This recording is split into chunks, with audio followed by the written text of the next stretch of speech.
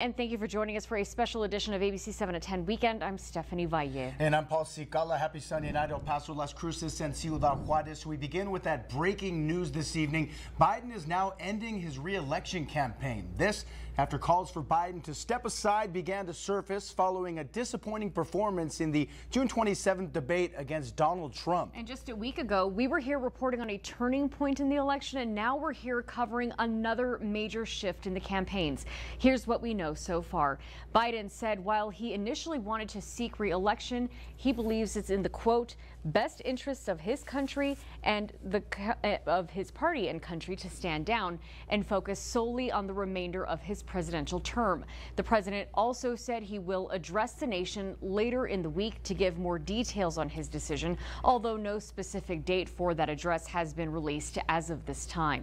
This is also the first time in over 55 years that a U.S. president has dropped out of a re-election run, when President Lyndon B. Johnson decided against seeking a second full term back in 1968. But his decision came much earlier.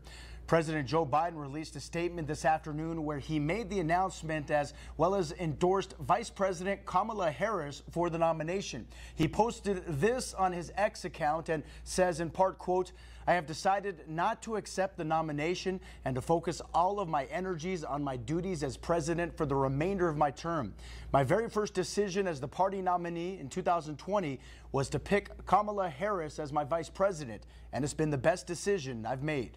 Vice President Kamala Harris released a statement this afternoon after Biden's announcement and endorsement of her, saying in part, quote, on behalf of the American people, I thank Joe Biden for his extraordinary leadership as president of the United States and for his decades of service to our country. His remarkable legacy of accomplishment is unmatched in modern American history, surpassing the legacy of many presidents who have served 2 terms in office. She added, quote, with this selfless and patriotic act, President Biden is doing what he has done throughout his life of service, putting the American people and our country above everything else. I am honored to have the president's endorsement, and my intention is to earn and win this nomination. The process to name a Democratic nominee remains murky. The chairman of the Democratic Party says they still have to announce how the process moves forward. ABC's Perry Russum is in Washington with the latest. President Biden dropping out of the race for the White House, endorsing his vice president, Kamala Harris. Harris releasing a statement saying her intention is to earn and win this nomination.